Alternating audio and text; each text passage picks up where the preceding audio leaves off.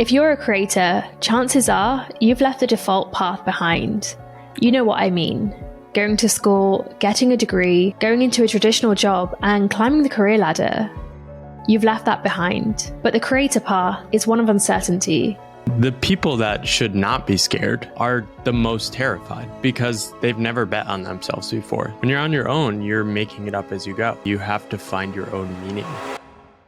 Paul Millard left the traditional path behind in 2017, and he hasn't looked back since. He's known for the popular book, The Pathless Path, and let me tell you, this conversation is one you will definitely resonate with. What I'm trying to call out in my book is that the default path is sort of an illusion. It's this promise of a smoothed out existence that sort of existed for previous generations, doesn't really exist for current generations, and probably isn't that helpful in thinking about life because we all go through ups and downs, challenges and disruptions. And I think when there's a disconnect between our stories we think we're supposed to use to navigate our lives and the reality of life, that I think is anxiety, right? And closing that gap can get us basically like more aligned, more connected to what really matters to us. Yeah, I definitely agree with you. But I guess the fear that comes with closing that gap is you're trying to follow your passion whilst also satisfying the need to earn a living. How do you balance the two whilst you're navigating this path? For me, it was easy. I did 10 years in the corporate world. I did strategy consulting, and I got enough of a taste. I was like, I'm good. I say this now. It's like, I had a job. I don't want another job. So it was very easy for me. I was close, if not completely, had extinguished the fire in my soul to like live life, right? And when the stakes are that high, it's very easy to walk away. I think the thing is, what often tips the scales and what tipped the scales for me to want to take a leap was I was excited about the possibilities of the unknown. Right. And a lot of people have this urge, like, this is not right. Right. I don't think we can pick the perfect path for ourselves, but I think we damn well know what isn't our path. Right. I know you've been in this scenario too. Right. The thing is, the people that should not be scared, people that are hyper educated, have experience in jobs, are the most terrified. One, because they've never bet on themselves before. They've been in a school system that's always told them the rules, told them the assignments, and given them metrics to aim at. When you're on your own, you're making it up as you go. There are no promotions. There are no clear pay raises. Your income can go down just as much as it can go up. And you have to find your own meaning. And all while your family may be disappointed in you. And your friends may distance themselves from you because you make them really insecure and afraid. But it might also be worth it because living a life true to what matters to you can be one of the most rewarding things in the world. So what advice would you give to creators who are kind of doing both? So they're living a life that is meaningful to them. They're creating what they want to do on this side, but they still have their traditional full-time job to sustain them. And they want to take that leap into being a full-time creator, but they're struggling because they're not yet making a consistent enough of an income to do that. The key is not to get hung up on other scripts. Like, don't replace the default script with a creator script. Like, oh, I want to be all in on creating and doing all these things. The reality is the majority of people are not doing that. There's like elite top tier creators that are really like doing that all, right? But then there are a lot of people like me. I still do some work for the corporate world. I still do some trainings and coaching with executives. If I could snap a finger and get rid of that, would I? I don't know. I mean, sometimes it's like that keeps me connected to that world. I'm learning things, but also like maybe I do wish I didn't have to do that and I could just write most days. But I think it's all about just like figuring out what works for you, right? Yeah. And I think freelancing is totally underrated. Like, just freelance a little bit every week is so much better than a job for somebody that needs to create, right? I'm only talking to people that need to create. And ostensibly, those are probably the people listening to this podcast, right? Freelancing is fine. Make some money and do the other stuff and like play the long game. I made no money in writing online for 7 years. I made some, maybe less than $2,000 in 7 years. And then 98% of the money I made was in the last 12 months with writing. I didn't even expect to make money from my book. I sort of thought if I broke even, that would be amazing because it mattered to me. I wanted to put the book out there and I wanted to pour my soul into it. And the entire year I wrote it, I turned down opportunities to make money. Like that is the point. Find work that matters to you. Do it on purpose and just fight for the right to keep that going. Yeah, definitely. So what do you think changed in the last year for you to suddenly earn so much more from something that you love? Well, Ali Abdaal keeps sharing my book. So like to be blunt, that is like the best thing that has happened. But also there's an interesting point there because the reason he stumbled upon my writing is his brother stumbled upon some of my posting about work in 2020, right? And his brother invited me on their podcast. I had no idea who Ali Abdaal was in 2020. I just knew who Tamer Abdal was. So I go on their podcast and like started getting a bunch of followers, but like there wasn't really any signal. And Ali kept saying he liked the writing. And I know he's curious about similar things. He was navigating a career transition. He's just another person who, I'm fascinated with his story because I did an interview with him and he said, okay, I'm leaving medicine.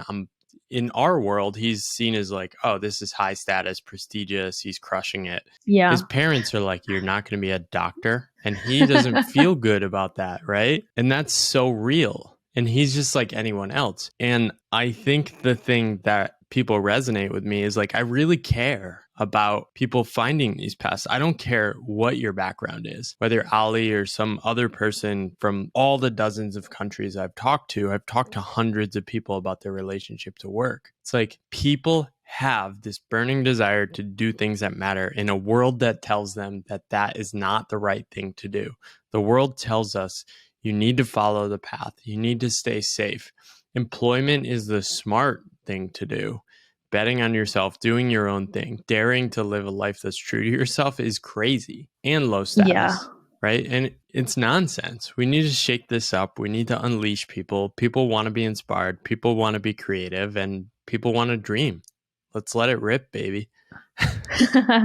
Absolutely. I completely agree with you. And I love that what happened with Ali was so serendipitous. I hope that's how you say the word. I feel like I'm saying it wrong. So how do you think creators can embrace more serendipity in their career and almost you basically created opportunities for yourself without even realizing like how can we do more of that? Just share what matters to you. Everything you share is an invitation to other people to feel seen, to resonate with your story and bet on themselves. It can be encouragement to keep going, right? And sharing is a generous act, I think, right? Because think about the stuff you've stumbled upon that has inspired you. Think about if that stuff wasn't shared. That's kind of selfish. True. They're going to withhold this stuff from you. And so we pair sharing with like, oh, you shouldn't do this. You shouldn't put stuff out there. It's like, no, the answer for all the toxic stuff on the internet is to share stuff that matters to you. Like true, deep curiosity, stuff that really, really matters to you. I was just sharing stuff about my own relationship with work. The funny thing is, nobody was really paying attention before 2020. I felt super silly sometimes. I was writing about this stuff from 2017 to the beginning of 2020 and saying, we need to rethink our relationship to work. Something is wrong here. The way the stories we're using to say what is normal are crazy. Like, why are we going to an office every day doing stuff we don't enjoy doing? And then the pandemic happened and people were like, oh yeah, definitely. So it was a bit weird, but I just stayed true to what I was curious about. And I can keep writing about this for another 10 years. And that's all I'm really doing. Like I'm working on my newsletter tomorrow. There's really no point or goal there other than just I like it and I want to keep going. I love how authentic that is. And I love that you mentioned earlier, don't change one script for another, because I feel like that is a big risk when you do become a creator. You suddenly start seeing what all the other creators are doing and you think, oh, I should be doing what they're doing. you're hearing things like, oh, I should be on TikTok because everyone else is on TikTok. Do you ever feel that kind of anxiety about, I need to be growing as well, even though it's something you love? Yeah, so I'm pragmatic. People are saying TikTok is really interesting. What I'll do is say, okay, can I experiment with that for a few weeks and just notice and see how I feel?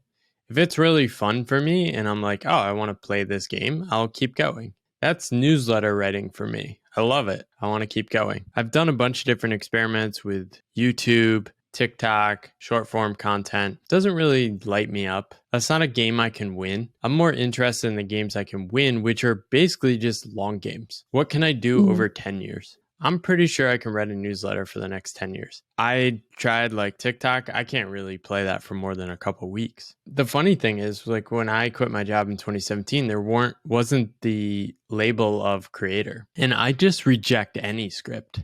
I'm so skeptical of anything that looks like a path. Like, I had a job. I know what that looks like. I know what that feels like. I know all the propaganda surrounding that. And like, after 10 years, I just sort of developed an immune system to that. And when people are like, you have to do X, I just don't really trust that, right? There's a really interesting thing with books. A lot of creators will do everything themselves, run their own courses, do their own videos, do their own editing, produce and manage their own podcasts. And then they want to go publish a book and they're like, publisher, save me. I want to be chosen. And it's like, why are people doing that? Like, self-publishing is awesome. And I wish more people would bet on themselves. But I think people are just scared because it's still somewhat of a new path. And so I'm always looking for the hidden spaces that like other people aren't thinking about. Like, I'm just going to keep writing a newsletter. There will be interesting things that emerge from that because that's really easy for me. Yeah. And so when you're not following a script, what are the signs that you look out for that are telling you that everything's going to be okay?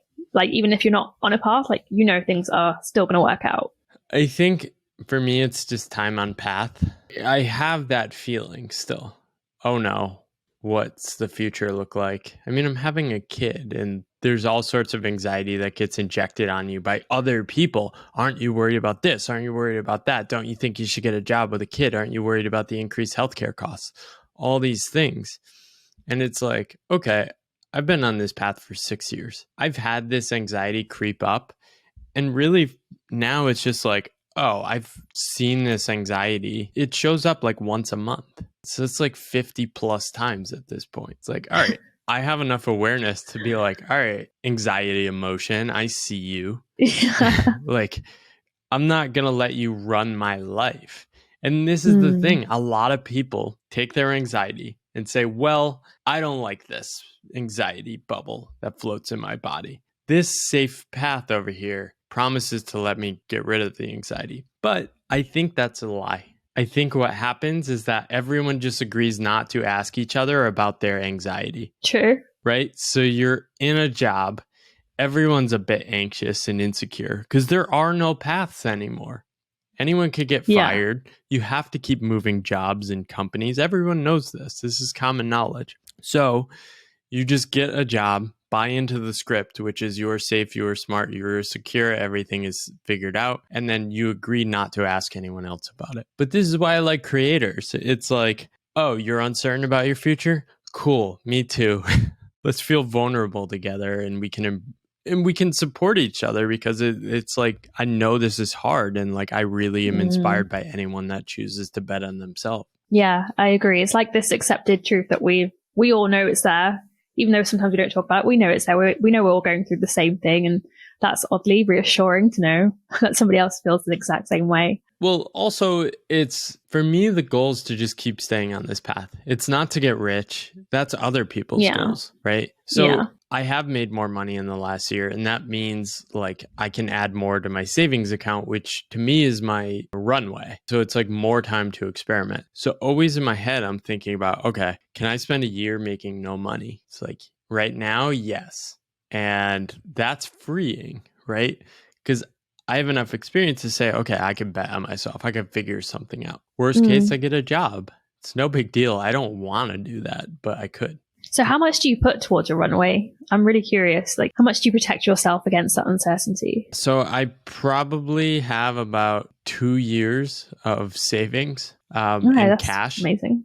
which is probably a little high. Like I'm probably under investing. The business school brain in me is like, you should put more money in long-term investments and retirement. But the upside of being able to confidently stay on my path is really exciting. That was sort of my metric for the first 4 years of my path. It's like, all right, break even, try to not have the savings shrink. So the savings did shrink a little, then they went up, but they were kind of floating around this level I had when I left, which was about 1 year cost of living, but that was like adjusted for living in Asia. And I was only spending like $2,000 a month. Crazy. And let's talk about your income as well. So since you've left that traditional path, what have your income streams been like and how have they evolved over this journey? When I first started working on my own, but I had no idea I wanted to do this like creator path. I just thought I'd become a freelance consultant and try to work less, make less money, and just like I have no idea. I just wanted to like escape the former path I was on. But in the freelancing, I found like I don't really like this.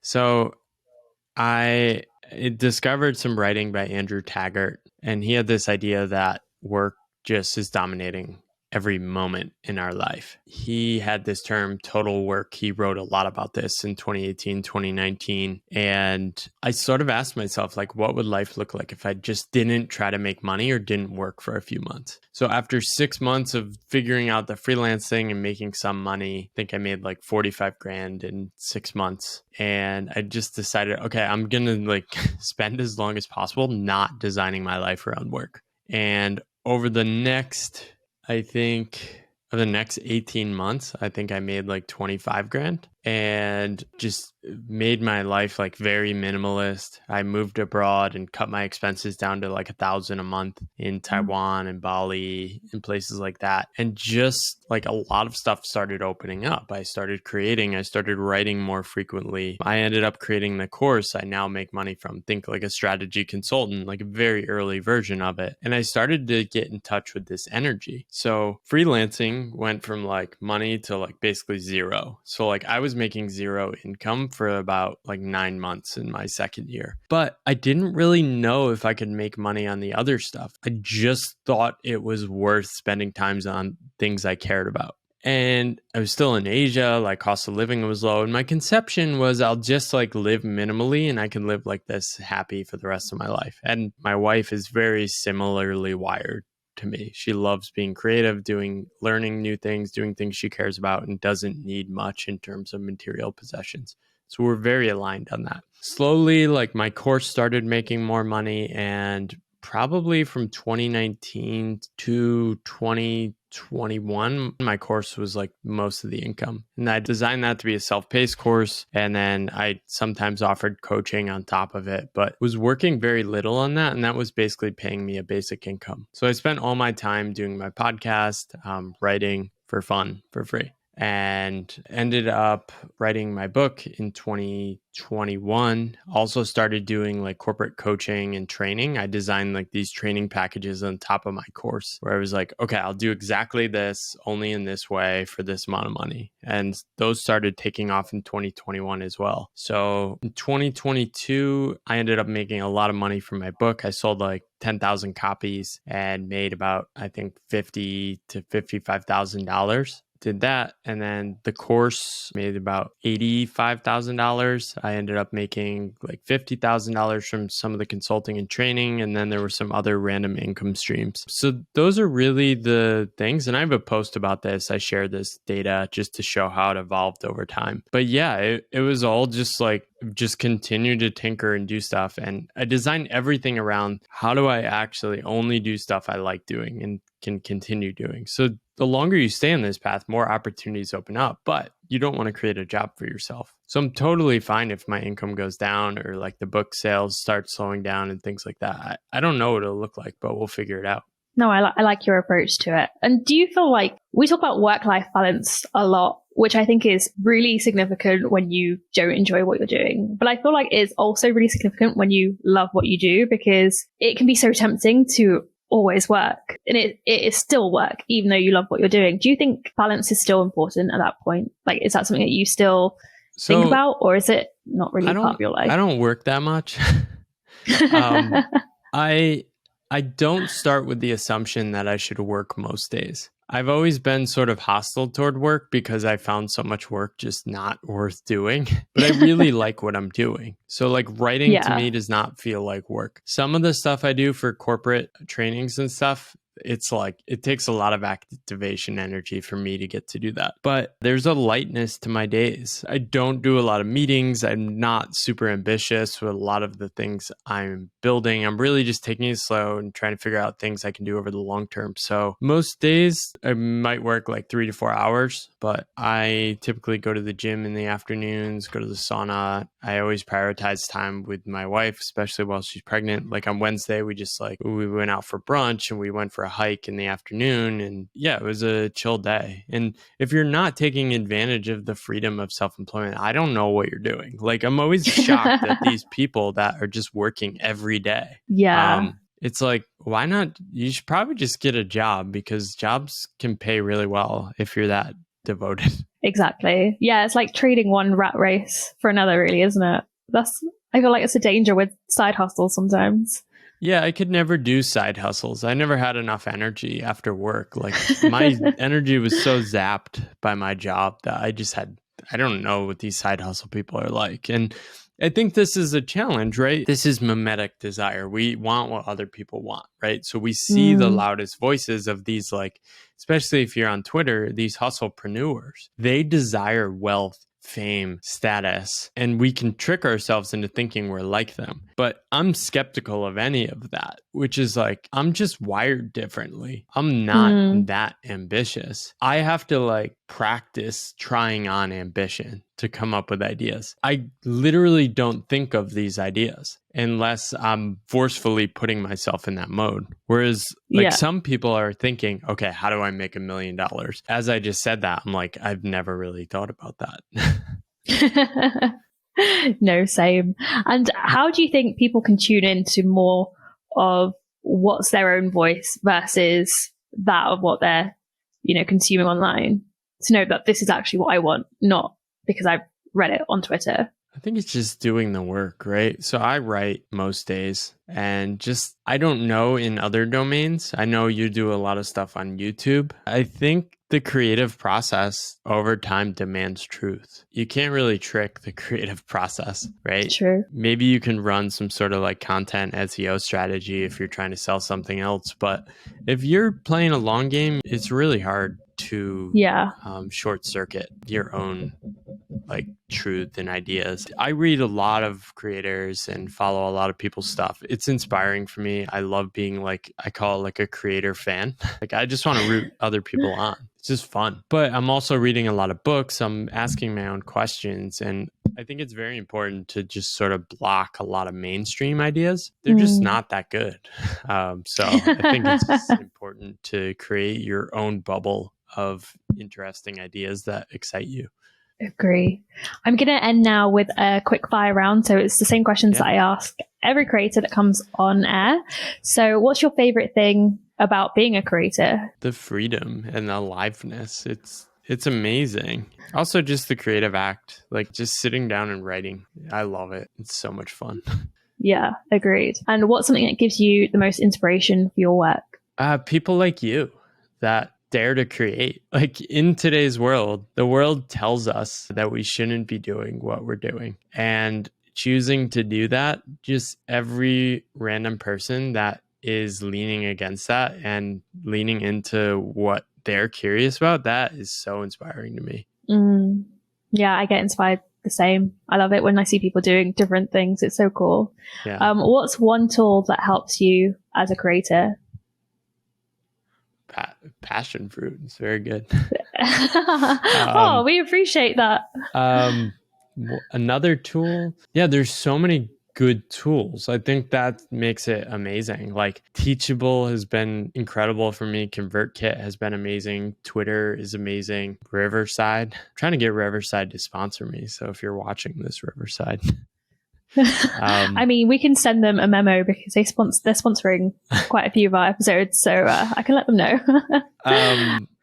Yeah, so there's so many tools, and I think that's what makes it so cool is like you can do amazing stuff like this and create cool video podcasts. Absolutely. And we've kind of touched on this, but what's one thing that helps with your work-life balance, which I guess you don't really need?